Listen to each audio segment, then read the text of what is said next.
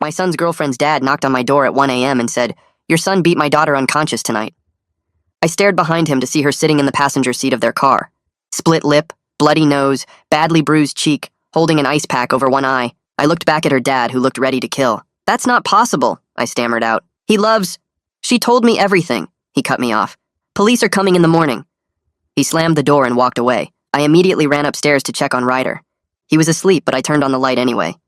He woke up confused. That's when I saw the fresh scratches on his neck and forearm. "What happened with Sienna tonight?" I asked. He shot up instantly, rubbing his eyes. Nothing. We had a fight. I dropped her home. That's it."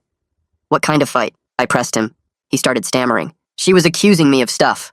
I don't want to talk about it right now." His voice was defensive. I noticed his knuckles, red and bruised. The police showed up at 9 a.m. the next morning. A detective knocked on the door with 2 officers behind him. "We have a warrant for Ryder's arrest." Ryder came downstairs in his pajamas. He saw the police and went pale. "Dad, what's happening?" The detective read him his rights. "The victim identified you. Neighbors heard screaming from your car around 7 last night." "Dad, I swear I didn't—" Ryder was panicking. The officer cuffed his hands behind his back. I watched them walk my son to the police car. I stood in my doorway thinking about the scratches, the bruises on his knuckles, the fight he wouldn't elaborate on. I visited Ryder in jail that afternoon. He was sitting on a metal bench looking terrified. "Dad, you have to believe me. I didn't hit her." "Then explain why she looks beat up. Explain the scratches and bruises on your knuckles." He leaned forward. "We fought in the car. She was yelling. I was yelling back. She hit me and I grabbed her wrist to stop her. That's where the scratches came from. I swear I dropped her home at 7:30 and left." I wanted to believe him, but Sienna's dad was already filing charges. He hired a lawyer. I talked to our lawyer the next day. She told me Sienna's testimony was bad. Sienna said Ryder drove her somewhere isolated, beat her within an inch of her life, then dumped her near her house around 10 at night. The neighbor already confirmed hearing them argue at 7. "What about the bruises on his knuckles?" I asked. The lawyer looked at her notes. "Ryder claims he punched his steering wheel after dropping her off because he was so angry. Everything he said sounded like an excuse." I went back to see Ryder. He was desperate now. "Dad, I'll take a lie detector test. Please, check my phone, my car. I didn't do it." "Then why is she saying this?" Ryder broke down. "I don't know. Maybe she's scared and confused. Maybe someone's threatening—" "I'll believe you," I cut him off. "But if you're lying to me—" "Dad, I love her," he interrupted. "I would never hit her. You know me." Ryder's behavior had changed now. He wasn't defensive anymore, rather genuinely desperate to prove his innocence. And as a father, I couldn't not trust my son. I decided to investigate myself. I drove to Sienna's neighborhood and knocked on doors. The neighbor 2 doors down, a sweet lady in her 80s, had a Ring camera. I asked her for the footage and she happily obliged. The camera showed Ryder's car dropping Sienna off at 7:35. I watched anxiously as Sienna got out of the car and walked away from her house. Ryder drove off in the opposite direction. Then at 9:45, a different car pulled up. Sienna got out of this car stumbling. She was heavily bruised and beaten now, falling to the ground and crawling to her door. I zoomed in on the footage but couldn't make anything out. Was this someone else, or had Ryder used someone else's car to make himself look innocent? I brought the footage to the police station either way. The detective watched the footage twice and called Sienna and her father in for a second interview. I sat behind the glass watching. The detective showed Sienna the footage. "We have video of you arriving home at 9:45 from a different vehicle. You looked injured in this footage. Who drove you home at 9:45? Sienna started shaking. She wouldn't answer. All of a sudden, she lunged into her dad's arms and started sobbing so hard she couldn't breathe. Her dad put his arm around her. "Sienna, it's okay, baby. Daddy's got you." He embraced her for a minute and everyone stopped asking questions, giving her the minute she very clearly needed. Finally, she pulled away and her dad wiped her tears with a tissue. "Sienna, who did this to you? Who did it, baby?" She looked around and finally she said it. "Someone named Dante." My stomach dropped. Dante was my other son. He was 22. He had serious anger issues and had just left for a work trip a few days ago. "I've been seeing Dante for 2 months. Behind Ryder's back," Sienna cried. "That night after Ryder dropped me off, I went to meet Dante. We got into an argument and he beat me. Then he threatened me. He said if I told anyone it was him, he'd come back and finish it. He said blame Ryder or he'd make it worse. I was so scared." Sienna's dad went pale. "My God, I almost destroyed an innocent kid." The detective looked at me. "Where is Dante now?" I fumbled for my phone with shaking hands. "He's supposed to be on a work trip, but I don't know exactly where." My voice came out weak and unsteady. The detective reached across the table and put his hand over my phone. "Don't call him yet. We need to coordinate this carefully or he might run." I pulled my hand back and stared at him. My brain was trying to catch up with what was happening. My son Dante beat Sienna. My son Dante threatened her. My son Dante let his brother go to jail for something he did. The detective pulled out a notepad and clicked his pen. "I need Dante's phone number, his employer information, and details about his vehicle." Another officer walked into the room and stood by the door with his radio. I scrolled through my contacts and read off Dante's number. The officer by the door immediately started making calls into his radio. He works for Westbrook Construction, I think. Or he did last time I checked. I was struggling to remember basic facts about my own son. He drives a black Ford truck. 2015, maybe. The detective wrote everything down while I sat there feeling like the worst father in the world. My mind kept racing backward through memories. Dante punching a hole in his bedroom wall when he was 16. Dante's girlfriend in high school who stopped coming around suddenly and wouldn't talk to me about why. Dante getting fired from his first job and blaming everyone but himself. The warning signs were always there and I just ignored them. I thought he was just angry sometimes. I thought he would grow out of it. Through the glass, I could still see Sienna crying in her dad's arms. The detective stood up. Stay here. I'll be back. He walked into the interview room and I watched him sit down across from Sienna. Her dad was still holding her, but she had stopped sobbing so hard. The detective's voice came through a speaker in the observation room. Sienna, I know this is difficult. Can you give us a full statement about what Dante did to you tonight? She nodded slowly and wiped her face with the tissue. Her voice was so quiet I had to lean closer to the glass to hear. After Ryder dropped me off, I walked down the street to where Dante was waiting.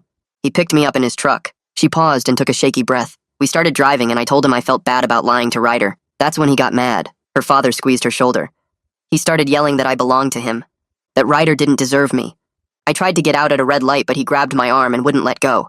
I watched her touch the bruises on her face. He drove to this empty parking lot behind a closed store. He kept screaming at me. Then he hit me. Her voice broke. He hit me so many times. He said if I told anyone it was him, he would come back and finish it. He said blame Ryder or it would be worse next time. I had to look away from the glass. That was my son she was describing. My son who did that to this girl. A woman in a police uniform walked past the observation room, and I heard her talking about release paperwork. The jail supervisor. She was here to start processing Ryder's release. I stood up feeling torn in half. Part of me wanted to stay and help them find Dante. Part of me needed to get to Ryder right now. The detective came back into the observation room. We're issuing a warrant for Dante's arrest. Officers are already tracking his phone. He looked at me with something like pity. Go get your son and take him home. We'll call you as soon as we locate Dante. I nodded and left the police station. My hands were still shaking when I got in my car. The jail was only 10 minutes away, but it felt like the longest drive of my life. I kept rehearsing what I would say to Ryder. Sorry didn't feel like enough. Sorry didn't erase the jail cell. Sorry didn't undo the terror he must have felt. I pulled into the jail parking lot and walked inside. The woman at the front desk checked my ID and made me wait in a plastic chair. 20 minutes passed, then 30. Finally, a guard brought Ryder through a metal door. He looked so small. His eyes were empty and scared in a way I had never seen before. The orange jail uniform hung loose on his frame. We walked to the car in silence. I wanted to hug him, but something in his body language told me not to touch him. The drive home was quiet except for the sound of the engine. Ryder stared out the window at nothing. I tried to say something. Ryder, I'm so sorry. I should have believed you from the start. He flinched away from me like I had tried to hit him. His jaw was clenched tight. We got home and Ryder walked straight upstairs to his room. I heard the lock click. I stood outside his door listening. After a few minutes, I heard him crying. Not loud sobbing, but quiet broken sounds that were somehow worse. I put my hand on the door and felt destroyed. My son Dante did this. My son Dante put his brother through hell. My son Dante beat a girl and threatened her into lying. And I almost didn't believe Ryder when he swore he was innocent. I went downstairs and sat on the couch staring at my phone. 2 hours passed. The detective's number appeared on my screen, and I answered before the first ring finished. We tracked Dante's phone to a motel 3 states away. Local police are moving in to arrest him now.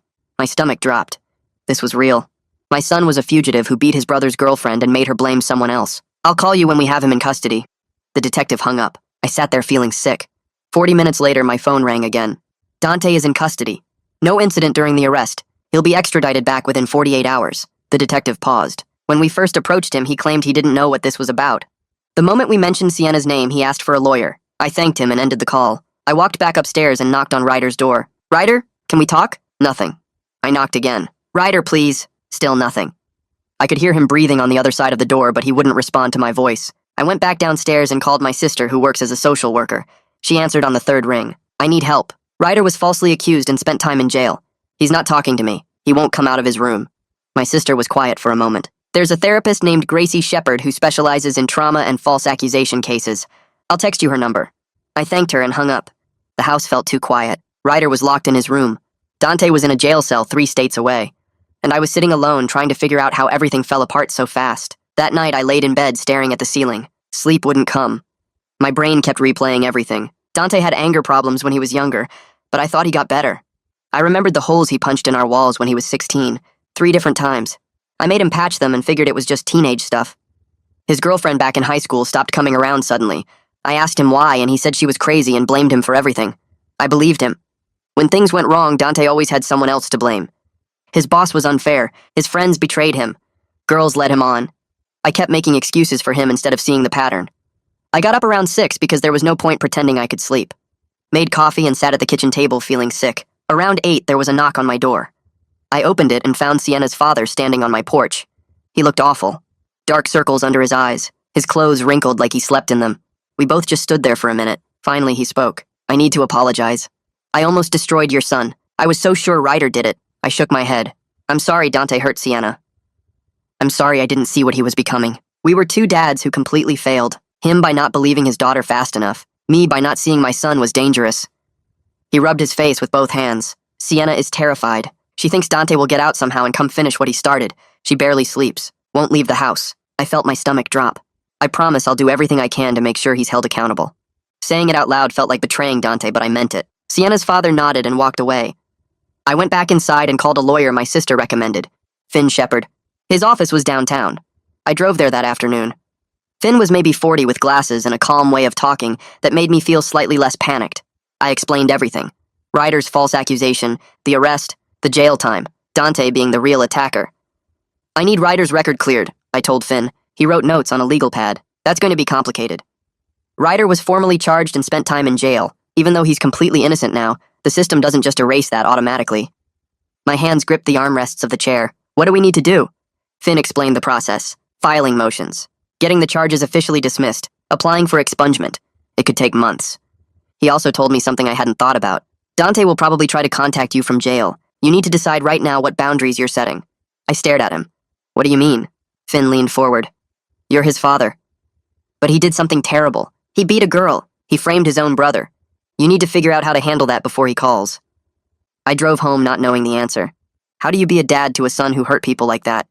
But I also couldn't just pretend Dante didn't exist. He was still my kid. The next day, Ryder finally came out of his room. It was afternoon. He looked exhausted. His hair was messy, and he had dark circles that matched his girlfriend's dad. He wouldn't look at me. Just shuffled toward the kitchen. Has Dante been arrested yet? His voice was flat, empty. Yeah, 2 days ago. Ryder nodded once and got a glass of water from the sink. He drank it standing there with his back to me. I tried to start a conversation. I found a therapist. Her name is Gracie Shepard. She works with people who went through what you did. Ryder turned around fast. I don't want to talk about my feelings with some stranger. It was the first real emotion I'd seen from him since he got out. Anger. His face was red and his jaw was tight. Part of me was almost relieved. At least anger was something. Better than the empty nothing he'd been showing. Okay, we don't have to do that yet. He went back to his room and locked the door again. That evening, my phone rang. Unknown number. I answered it and heard an automated voice saying this was a call from the county jail. Then Dante's voice came on. He was crying. Dad? Dad, please, I need to talk to you. My chest got tight. I'm here. Dante sobbed into the phone. It was an accident. I swear, Sienna just made me so angry and I lost control for a minute. I didn't mean to hurt her that bad. I closed my eyes. Dante, did you beat Sienna and threaten her? Long silence.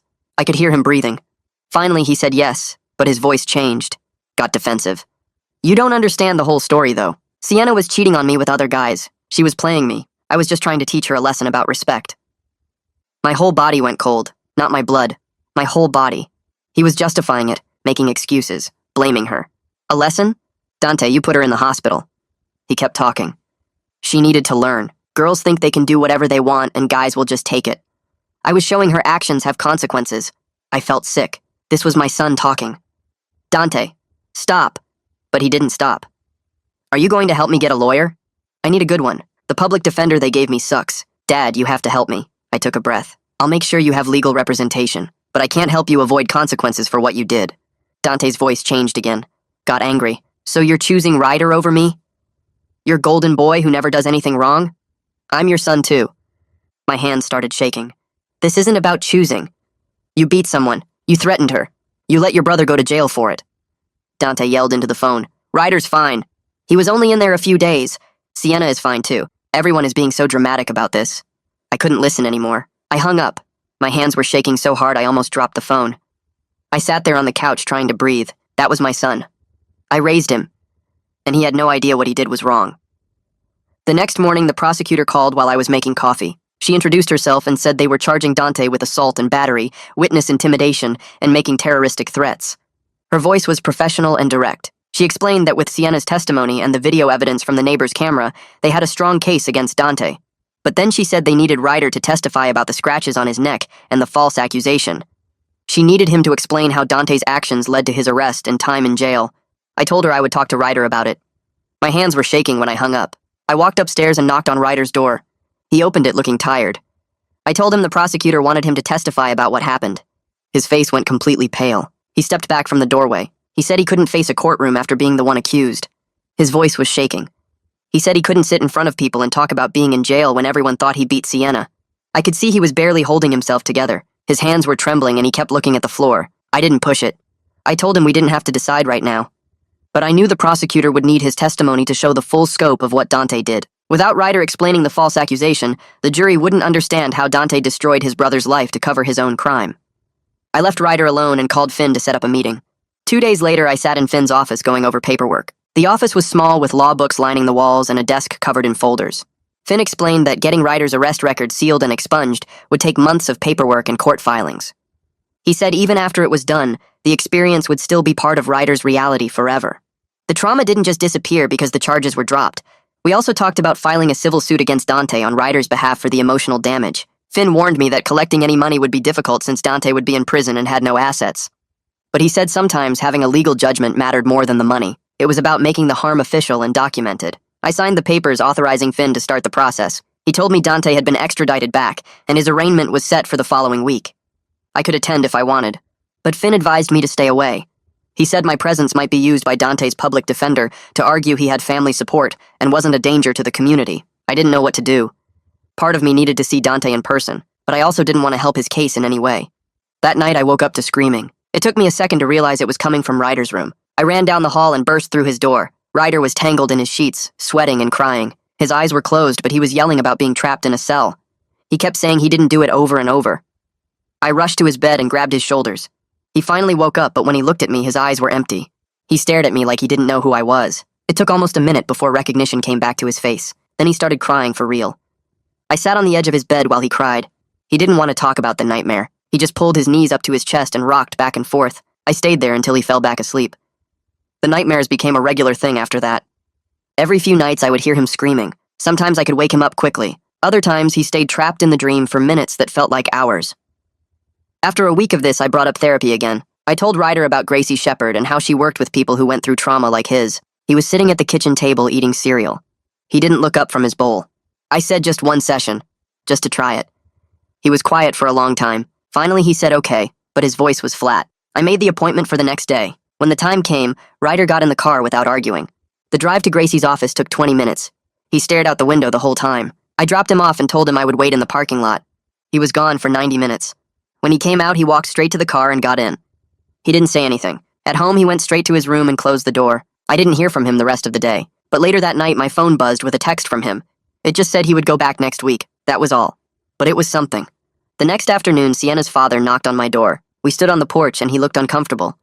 He said Sienna wanted to apologize to Ryder in person for falsely accusing him. She felt terrible about what happened and thought it might help both of them to talk. But her therapist wasn't sure if that was a good idea yet. He wanted to know what I thought. I told him I needed to talk to Gracie about it first.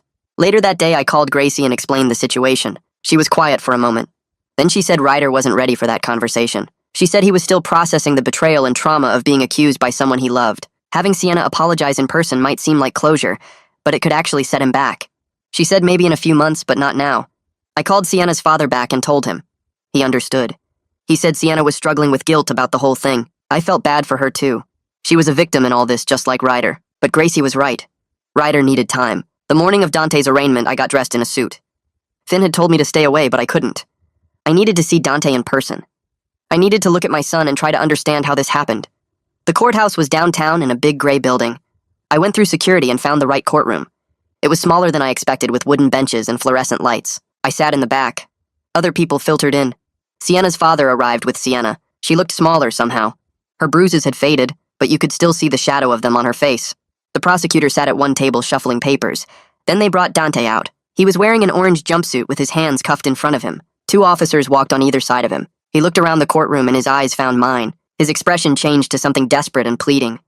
He mouthed the words, "Dad, please," but I had to look away. I couldn't handle the guilt of seeing him like that. The judge came in and everyone stood. The arraignment started. Dante's public defender was a young woman with dark hair pulled back. She stood and entered a plea of not guilty on Dante's behalf. Then she argued for bail. She said Dante wasn't a flight risk despite leaving the state. She claimed he left for work reasons before he knew he was wanted. The prosecutor stood up and presented evidence that Dante fled immediately after the assault. She showed the timeline of the beating, the threat to Sienna, and his departure the next day. She also presented Sienna's testimony about the threat. She said Dante told Sienna he would come back and finish it if she told anyone. The judge listened to both sides. Then she denied bail. She said the evidence of witness intimidation and flight made Dante a danger to the community and a flight risk. After the arraignment ended, I stood to leave. Dante's public defender approached me in the hallway outside the courtroom. She introduced herself and asked if I was Dante's father. I said yes. She asked if I would be willing to testify as a character witness for Dante at trial. She said it would help the jury see him as a person with family support and not just a criminal. I looked at her for a long moment. Then I told her I couldn't do that. I said I loved my son, but I couldn't stand up in court and pretend what he did was out of character, because the truth was I was realizing it wasn't out of character at all. I was realizing I had missed signs for years. She looked disappointed but nodded. She said she understood. I walked out of the courthouse into the cold afternoon air. My chest felt tight.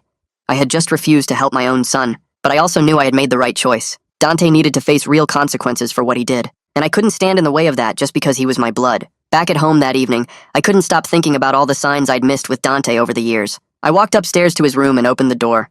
The space felt different now, like I was seeing it for the first time. I started going through his desk drawers, his closet, under his bed. I wasn't sure what I was looking for exactly, but I needed to understand how I'd been so blind. In the bottom drawer of his nightstand, I found a leather journal. The cover was worn and the pages were filled with his handwriting. I sat on his bed and opened it. The first entry was dated 2 years ago. My hands started shaking as I read. Page after page of angry rants about women who rejected him. Girls from college who turned him down for dates. A coworker who wasn't interested. His ex-girlfriend Sarah who broke up with him. The entries about Sarah made my skin crawl. He wrote about teaching her respect. About making her understand she belonged to him. About how women needed to learn their place. There were detailed descriptions of arguments they'd had where he grabbed her arms hard enough to bruise. He wrote about following her after they broke up to see who she was dating. The last entry about Sarah said he'd shown up at her apartment at midnight and pounded on the door until her new boyfriend threatened to call the police. I felt sick reading it. This wasn't just anger issues. This was a pattern of control and violence going back years. I closed the journal and sat there for a long time. Then I called Finn and asked if I could bring something to his office in the morning. The next day, I drove to Finn's office with the journal in a folder on my passenger seat. His secretary let me in, and I sat across from his desk. I slid the journal across to him without saying anything. He opened it and started reading. His expression got more serious with each page. After about 10 minutes, he looked up at me. He said this could be relevant evidence showing a pattern of behavior. But he also said using it meant betraying Dante's privacy. It could make his case significantly worse. He asked if I understood what turning this over to the prosecutor would mean. I told him I understood. But then I took the journal back home with me because I couldn't make the decision right away. For 3 days, I kept the journal in my car. I'd drive to the prosecutor's office and sit in the parking lot. Then I'd drive home without going in. I kept thinking about Dante as a little kid. The son who used to help me fix the car on weekends. The teenager who made me laugh with his terrible jokes. But I also kept thinking about Ryder sitting in that jail cell for something he didn't do. About Sienna's bruised face. About Sarah and all the other women Dante had hurt. On the 4th day, I walked into the prosecutor's office and handed over the journal. The prosecutor was a woman in her 40s named Jennifer. She took the journal and started reading it right there while I sat in her office. Her face got harder as she read. After 20 minutes, she closed it and looked at me. She said this was damning evidence of premeditation and escalating violence. She said they were adding stalking charges based on the entries about following Sarah. She started making notes about subpoenaing Sarah as a witness. I felt sick knowing I'd just provided evidence that would put my son away for even longer. But I also knew it was the right thing to do. Jennifer thanked me for coming forward. She said many parents wouldn't have done what I just did. When I got home that afternoon, Ryder was sitting on the couch. He looked up when I walked in. He said Finn had called him and told him about the journal, about me turning it over to the prosecutor. I started to explain, but Ryder stood up and walked over to me. For the first time since coming home from jail, he hugged me. He wrapped his arms around me tight and held on. He said thank you. Thank you for believing him. Thank you for choosing what was right over protecting Dante. I broke down crying right there in our living room. I told him I was sorry. Sorry I didn't believe him immediately when he said he was innocent. Sorry it took video evidence to convince me. Sorry he had to spend even one night in that jail. Ryder pulled back and looked at me. He said he understood why I doubted him at first. He said the evidence looked bad and he didn't blame me. But this, turning over the journal, this proved I was on his side now. We stood there for a while just holding each other. It was the first time in weeks that the house felt like it might be okay someday. 2 days later, the jail called. Dante wanted to talk to me. I accepted the call even though part of me didn't want to hear his voice. The moment the line connected, he started screaming. He called me a traitor. He said I destroyed his life by giving the prosecutor his private journal. He said I had no right to go through his personal things. I let him yell for about a minute. Then I cut him off.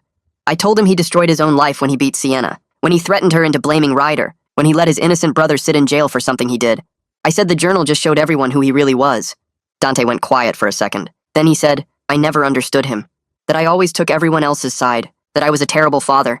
I told him I loved him, but I couldn't support him avoiding consequences for what he'd done. He hung up on me. I sat there holding the dead phone feeling like I'd lost a son, even though I knew he'd lost himself long before I found that journal. A week later, I got a phone call from someone named Seth Carson. He said he used to work with Dante at Westbrook Construction.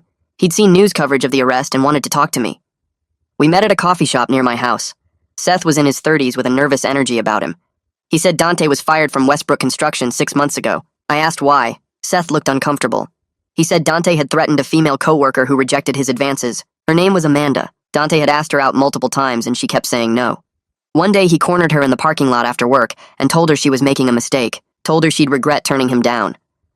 Amanda reported it to HR and they fired him the next day. Seth said he was willing to testify about what happened, about Dante's history of aggression toward women at work. I thanked him and gave his contact information to Jennifer at the prosecutor's office. The next day, Seth called me again. He said his wife Mara wanted to talk to me too. She'd witnessed something involving Dante. I met them both at the same coffee shop. Mara was a small woman with dark hair. She worked at Westbrook Construction in accounting. She said she'd seen Dante grab Amanda's arm during an argument in the break room. She said he grabbed hard enough that Amanda had visible bruises the next day. Mara had wanted to report it, but Amanda begged her not to because she was afraid of making things worse. But now with Dante arrested for assault, Mara wanted to come forward. She said she'd testify about what she saw. I sat there listening to these two strangers tell me about my son's violence, about a whole pattern I knew nothing about. I felt devastated that I'd been so blind to who he really was. I called Jennifer and gave her Mara's information too. A few days later, Jennifer called me. She said with the journal and the coworker testimony, they had an extremely strong case. She said Dante's public defender had reached out about a plea deal. The offer was plead guilty to reduce charges and get 8 years instead of risking 15 at trial. She said the public defender wanted me to encourage Dante to take it. I told her I'd think about it. That night, Dante's public defender called me directly. She said Dante was being stubborn about the plea. He didn't want to admit guilt. She thought hearing from me might change his mind. She said 8 years was a good deal considering the evidence against him. I agreed to visit him. The next morning, I drove to the jail. They brought Dante out to the visiting area, and he sat down across from me. He looked different. Not crying like the last time. Not angry either, just cold and detached. I told him about the plea deal. 8 years if he pleaded guilty. He stared at me without any expression. Then he said he wouldn't plead guilty. I asked why not. He said because pleading guilty meant admitting he was a bad person, and he didn't think he was bad. He said Sienna deserved what happened for cheating on him with Ryder, that she needed to learn respect. I felt my chest get tight listening to him. This wasn't my son sitting across from me. This was someone I didn't recognize at all. I leaned forward and looked him in the eyes. I told him Sienna didn't belong to him, that no woman belongs to any man, that what he did was unforgivable, that beating someone and threatening them wasn't teaching them anything except fear. Dante laughed. It was a bitter sound that made my skin crawl. He said I was just like everyone else, taking their side.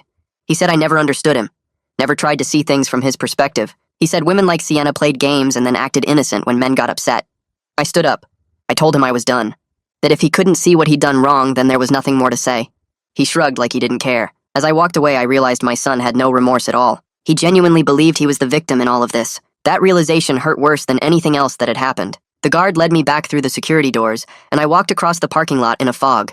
I got to my car and sat in the driver's seat without starting the engine. My hands were shaking so bad I couldn't get the key in the ignition. I tried 3 times before I gave up and just sat there staring at the steering wheel. Then it hit me all at once. My son was a monster. Not the angry teenager I remembered, but an actual dangerous person who hurt women and felt nothing about it. I started crying and couldn't stop. Big, ugly sobs that made my whole body shake. I cried for an hour straight sitting in that parking lot. Other people walked past my car and probably thought I was crazy, but I didn't care. I was grieving the son I thought I raised. The kid who used to build forts in the living room and collect baseball cards. That person never existed, or maybe he did once and turned into something else. Either way, he was gone, and this cold stranger who laughed about beating Sienna had taken his place. When I finally stopped crying, my eyes were so swollen I could barely see. I drove home going 10 miles under the speed limit because my vision was blurry. At home, I found Ryder sitting on the couch watching TV, not hiding in his room with the door locked like he'd been doing, just sitting there with a bowl of cereal eating breakfast at 2 in the afternoon. It was such a normal thing, but it felt huge. I sat down next to him and he didn't flinch away. We watched some cooking show together without talking. After a while, he got up and made himself a sandwich. Actually came into the kitchen and used the stove to make grilled cheese. I watched him from the doorway, trying not to cry again. These tiny, normal things felt like massive victories. Over the next few weeks, Ryder kept improving bit by bit. He started eating 3 meals a day instead of just picking at food. He'd come out of his room to watch TV in the evenings. Sometimes he'd even sit with me during dinner. Gracie called me one afternoon to talk about his progress. She said he was doing better than she expected, but I needed to understand this wasn't a straight line. He'd have good days and bad days, maybe good weeks and then suddenly a terrible week. The trauma of being falsely accused and jailed doesn't just go away. He might struggle with trust issues for years, might have anxiety around police or loud noises or being accused of anything. She said some of her clients never fully recover, they just learn to live with it. That scared me, but I appreciated her honesty. A few days later, the prosecutor called. Her name was Jennifer Westbrook, and she'd been building the case against Dante. She said they were moving forward with trial since Dante rejected the plea deal. They had a strong case with Sienna's testimony, the video evidence, the journal and statements from Seth and Mara, but they wanted Ryder to testify too. They needed him to describe the scratches Sienna gave him during their argument, needed him to talk about being falsely accused and arrested. It would show the jury the full scope of what Dante did, how he didn't just beat Sienna, but deliberately framed his own brother. I told her I'd talk to Ryder about it. That night at dinner, I brought it up as gently as I could. Ryder's fork stopped halfway to his mouth. His face went pale and his breathing got fast and shallow. He put the fork down and gripped the edge of the table. I recognized a panic attack starting. I moved closer and told him to breathe slowly. In through the nose, out through the mouth. He did it for a few minutes until his breathing evened out. Then he asked in this small voice if he had to testify. I said no. Nobody could force him, but it would help make sure Dante got convicted. He stared at his plate for a long time. Finally, he said he'd do it. He said if he could survive 3 days in jail for something he didn't do, he could survive telling the truth in court. He wanted Dante held accountable. He wanted everyone to know what really happened. Over the following week, Finn worked with Gracie to prepare Ryder for testimony. They did practice sessions at Finn's office where Finn would ask him questions like a lawyer would in court. Ryder struggled hard with it. He'd start answering and then freeze up. Or he'd get through a few questions and then have to take a break. Gracie sat with him during the sessions and helped him use breathing techniques when he got overwhelmed. Finn was patient and kept telling him he was doing great. They practiced describing the argument with Sienna, the scratches she gave him, finding out he was accused, the arrest, the jail cell. Every time Ryder had to say it out loud, he looked like he was reliving it. His hands would shake and his voice would crack. But he kept pushing through. He told Finn that testifying felt like taking back some control. Dante had taken everything from him for 3 days, made him feel helpless and scared. Getting on that stand and telling the truth felt like fighting back. 2 weeks before the trial date, Dante's public defender called me. She said Dante wanted to change his plea. He was willing to plead guilty in exchange for 10 years instead of risking 15 at trial. She explained that seeing the full witness list and all the evidence made him realize he'd lose. The journal alone was damning. Add in Sienna's testimony, the video, Seth and Mara and Ryder, and there was no way a jury would find him not guilty. 10 years was better than 15. She said the prosecutor was considering it. They'd have to run it by Sienna and her father first. But if everyone agreed, there wouldn't be a trial. She asked if I'd support the plea deal. I said I'd think about it and hung up. Then I just sat there feeling torn in half. Part of me was relieved. No trial meant Ryder wouldn't have to testify, wouldn't have to sit in a courtroom and relive his worst nightmare in front of strangers, but another part of me was devastated. My son was going to prison for a decade. He'd be 32 when he got out. I'd missed 10 years of his life. He'd missed 10 years of everything. I called Finn and told him about the plea offer. Finn said it was probably the right move. Trials are unpredictable, and this way there's certainty. Dante would definitely go to prison and Ryder wouldn't have to testify. He reminded me that Dante made his own choices. He chose to beat Sienna, chose to threaten her, chose to frame Ryder. Now he was facing the consequences he earned. Those were hard words to hear, but they were true. 3 days later, we all gathered at the courthouse for the plea hearing. Me, Finn, Sienna and her father, the prosecutor and Dante with his public defender. Ryder stayed home because Gracie said he wasn't ready to see Dante in person. The judge called the case and asked Dante how he pleaded. Dante stood up in his orange jumpsuit and said guilty. The judge asked if anyone forced him to plead guilty, and he said no. Then came the allocution. That's where the defendant has to describe their crimes out loud in court. The judge asked Dante to explain what he did. Dante looked down at the table and started talking in this flat voice. He said on the night in question he picked up Sienna after his brother dropped her off. They got in an argument in his car about her seeing other guys. He lost his temper and hit her multiple times in the face, punched her in the eye and split her lip. When she tried to get out of the car, he grabbed her and hit her again. Then he threatened her. Told her if she said anything, he'd come back and hurt her worse. Told her to blame his brother Ryder instead. He said he knew his brother had argued with Sienna earlier that night and had scratches from when she hit him. So he told Sienna to say Ryder beat her. After that, he drove her near her house and dropped her off. Then he left town the next day because he knew the police would come looking. Hearing it in his own voice made it undeniably real. This wasn't speculation or testimony from other people. This was Dante admitting what he did. Admitting he beat a girl he claimed to care about. Admitting he framed his own brother for it. I watched him say all of it without showing any emotion. The judge accepted the plea and scheduled sentencing for 3 weeks later. She said she'd hear victim impact statements at that time. Then she remanded Dante back to jail until sentencing. The bailiff led him away and he didn't look at me once. After it was over, I walked out into the hallway. Sienna's father was standing by the windows looking exhausted. We made eye contact across the hallway. Both of us looked completely drained. Our families had been destroyed by Dante's violence. His daughter was traumatized. My innocent son was traumatized. And my other son was going to prison for 10 years. We didn't say anything, just nodded at each other with this sad understanding, and then walked away in opposite directions. A week after the plea hearing, Sienna's therapist gave her permission to write Ryder a letter. Sienna's father called to ask if that was okay, and I said I'd talk to Ryder about it. Ryder said he was willing to read it. The letter came 2 days later. Ryder took it to his room and closed the door. I didn't see him for 3 hours. When he finally came out, his eyes were red, but he looked calmer somehow. He said the letter helped a little, knowing Sienna was forced and scared, knowing she didn't want to accuse him, but was too frightened of Dante to tell the truth. It didn't erase what he went through, didn't undo the terror of being arrested or the trauma of jail, but it helped him understand she was a victim too, that she wasn't trying to hurt him, she was just trying to survive. That same evening, I asked Ryder if he wanted to write a victim impact statement for Dante's sentencing. He could tell the judge how the false accusation affected him. I said he didn't have to decide right away. He spent the next 4 days thinking about it. I'd see him sitting on the couch staring into space, clearly wrestling with the decision. Finally, on the 5th day, he told me yes, he wanted to write one. He sat at the kitchen table with a notebook and started writing. It took him 3 hours. When he was done, he had 4 pages. He wrote about the terror of being arrested for something he didn't do, about the police putting handcuffs on him while his dad watched, about sitting in that jail cell for 3 days not knowing if anyone would believe him, about the nightmares he still had where he was trapped behind bars, about the panic attacks when he heard sirens, about not being able to trust people anymore because his own brother had betrayed him in the worst possible way. He wrote about how Dante didn't just hurt Sienna, he tried to destroy Ryder's entire life to cover up what he did. He wrote that he'd never forgive Dante for that. Never. Sienna's father called me 2 days later to say Sienna had also written a victim impact statement. His voice sounded tired on the phone. He told me she was in intensive therapy 3 times a week and still having nightmares every night. The therapist said Sienna might never fully recover from what Dante did to her. Not just the physical beating, but the fear he put in her. The way he threatened to come back and finish it if she told anyone. Sienna's father said his daughter flinches when doors open too fast. She can't be alone in a room with a man anymore, even him sometimes. I listened and felt sick knowing my son caused that damage to a 17-year-old girl. After we hung up, I sat at my kitchen table staring at a blank piece of paper. I needed to write my own statement for the sentencing hearing. As Dante's father, I had the right to speak. But what could I possibly say? I picked up my pen and started writing. It took me 4 hours to get through 2 pages. I wrote about loving Dante since the day he was born, about changing his diapers and teaching him to ride a bike and being proud when he graduated high school. But I also wrote that love doesn't excuse what he did, that Sienna deserved justice and Ryder deserved justice, and Dante needed to be held accountable. I wrote that I supported the prosecution and believed my son should face real consequences for his actions. The hardest part was the last paragraph where I admitted I'd always love him despite everything, but that didn't mean I thought his sentence was unfair. I read it over 3 times and cried each time. This statement felt like giving up on Dante, but I knew it was the right thing to do. The phone rang at 9 p.m. the night before sentencing. The jail number showed on my screen. I answered and heard Dante's voice. He asked if I was coming to court tomorrow. I told him yes because he was still my son. There was silence on the other end for a few seconds. Then Dante asked if I was going to speak on his behalf. I said no, that I wrote a statement supporting accountability. Dante's voice got cold. He said he understood, that I was just like everyone else, choosing Ryder over him.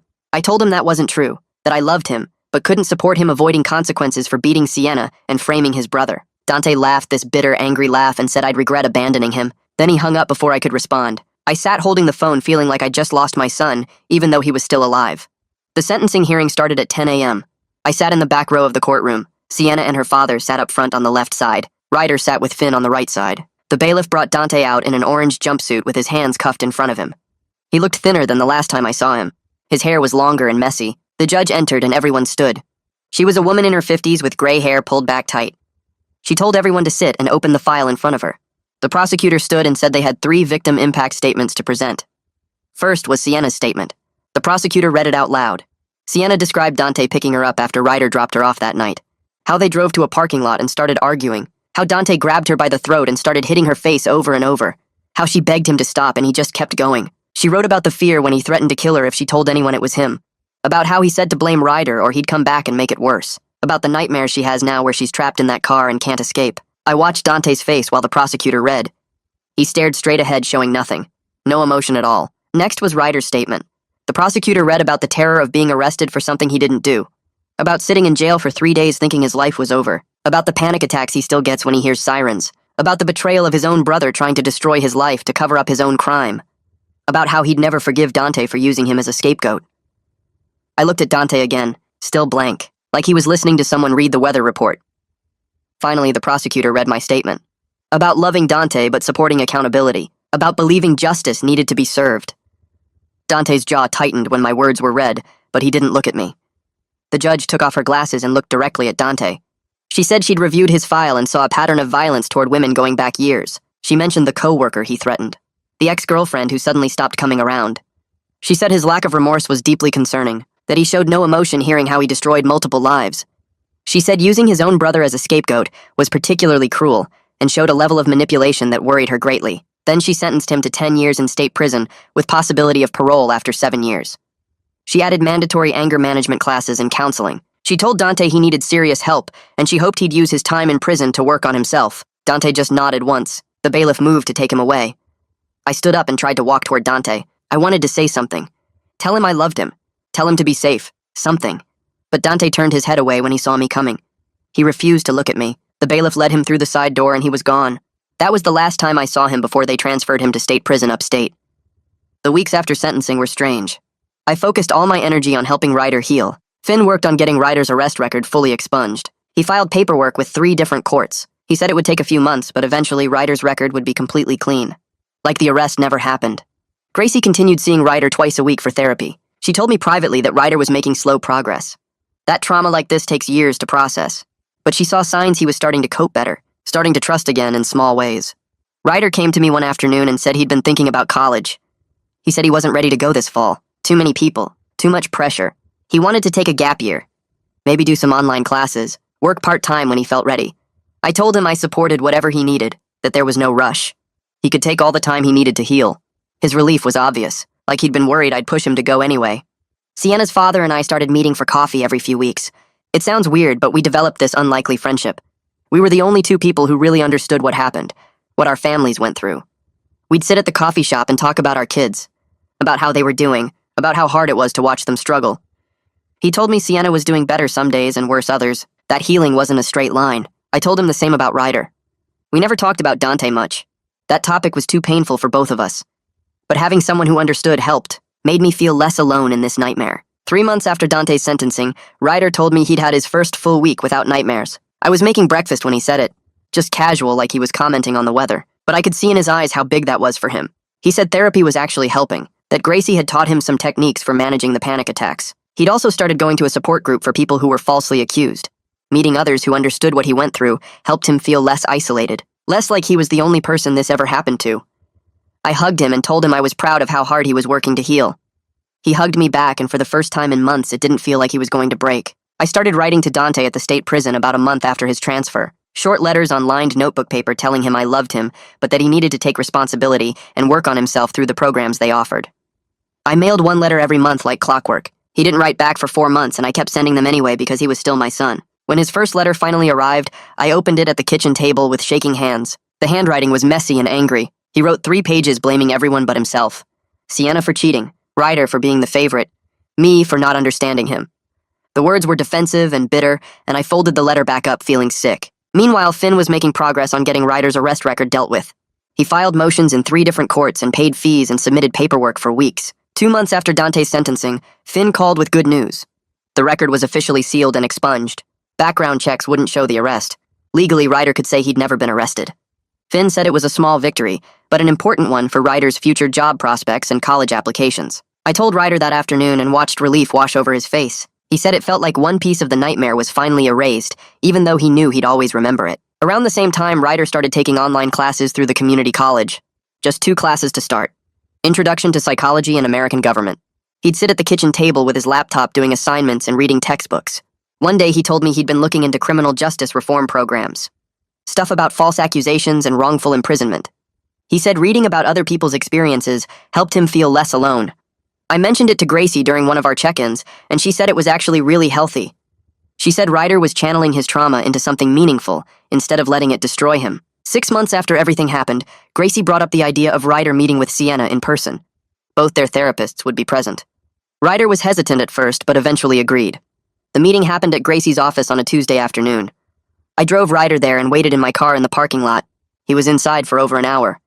When he came out, his eyes were red from crying, but he looked lighter somehow. He got in the car and told me it gave him closure, hearing Sienna's full story directly from her. Seeing that she was working hard to heal too, understanding that they were both victims of Dante in different ways. He said they talked about the night everything happened, and about the 2 months she'd been secretly seeing Dante. She told him about the threats Dante made, how scared she was, how sorry she was for what Ryder went through because of her fear. Ryder said he told her he understood why she did what she did, and that he forgave her. They both cried a lot, according to him. Gracie told me later that it went as well as could be expected, that Ryder and Sienna wouldn't ever be friends again, but they'd reached a place of mutual understanding and forgiveness. They both acknowledged they were victims of Dante's violence and manipulation in different ways. That recognition seemed to matter to both of them. 8 months after Dante's sentencing, I finally worked up the courage to visit him in prison. The drive upstate took 3 hours. I had to go through security and get searched and leave my phone in a locker. They led me to a visiting room with plastic tables and chairs bolted to the floor. Dante came out in prison blues looking different, harder somehow. His face was thinner and his eyes were cold. We sat across from each other and the conversation felt stilted and uncomfortable. I asked how he was doing and he shrugged. Said prison was what you'd expect. I asked about the anger management classes the judge ordered, and he said yeah, he'd been going. He admitted he had a lot of work to do. His voice was flat when he said it. Not defensive like his letter, but not genuine either. Just going through the motions. Before I left, he told me something that surprised me. He said he'd been reading books about abuse and control from the prison library. That he was starting to understand what he did to Sienna wasn't about love, but about power. About needing to control her. It was the first time he'd shown any real insight into his actions. I didn't trust it completely because it felt rehearsed, but it was something. A crack in the wall he'd built around himself. I drove home thinking about that conversation for hours. Back home, Ryder was making his own progress. He got a part-time job at a bookstore in town, just 15 hours a week shelving books and working the register. He came home after his first week and told me about a coworker named Archer who was around his age. They'd started talking during breaks about books and movies. Archer didn't know anything about what happened to Ryder. He just treated him like a normal person without pity or awkwardness. Ryder said having someone interact with him that way helped him feel like a regular person again instead of a victim. He started going to movies with Archer on weekends, slowly rebuilding a social life outside of therapy and family. 1 year after Dante's sentencing, I looked around at our family and realized we'd found a new normal. It was complicated and imperfect, but it was something. Ryder was doing well in his online classes. He'd completed 4 courses and was talking about applying to the state university for the following fall. He wanted to study criminal justice with a focus on reform. The trauma had changed him, but he was turning it into purpose. I was proud of how hard he'd worked to heal. I kept up my monthly visits to see Dante. The drive became routine. Our relationship would never be what it was before, but I was his father, and I couldn't abandon him completely. He was making slow progress in his therapy according to the counselor I'd spoken with. He'd actually written apology letters to both Ryder and Sienna. The prison counselor helped him draft them over several weeks. Ryder showed me his letter. It was 2 pages of Dante taking responsibility and expressing remorse. Ryder said the words meant something, but they couldn't undo the damage. He'd filed the letter away in his desk drawer. I knew Sienna had received hers too through her father. Whether she read it or not wasn't my business. The apologies were a step, but only a small one in a very long journey. Sienna's father told me during one of our coffee meetings that she was doing better. She'd gone back to the school and was working with a therapist who focused on helping people recover from assault. He said she was taking it day by day but making real progress. A few months later, he mentioned she'd started seeing someone new, a guy from her college classes who treated her with respect and patience. She still had hard days where the memories hit her, but she was building a real life beyond what Dante did to her. Her father said watching her heal gave him hope after everything that happened. One night, about 18 months after the whole thing started, Ryder came into the living room while I was watching TV. He sat down next to me and was quiet for a minute before speaking. He told me he was grateful the truth came out even though the process was horrible. He said living under a false accusation would have destroyed him worse than the temporary jail time did. I listened as he explained how therapy helped him understand that what happened wasn't his fault. We sat there for a while just being together. I realized we were all moving forward in our own ways. We carried scars, but we weren't letting them define us completely. Ryder was building toward college and a future in criminal justice. Sienna was healing and finding happiness again with someone who treated her right. Dante was serving his time, and maybe starting to understand what he did. I was learning that being a father sometimes means accepting painful truths about your children while still loving them through the consequences of their choices. None of it was easy or perfect, but we were surviving, and that had to be enough.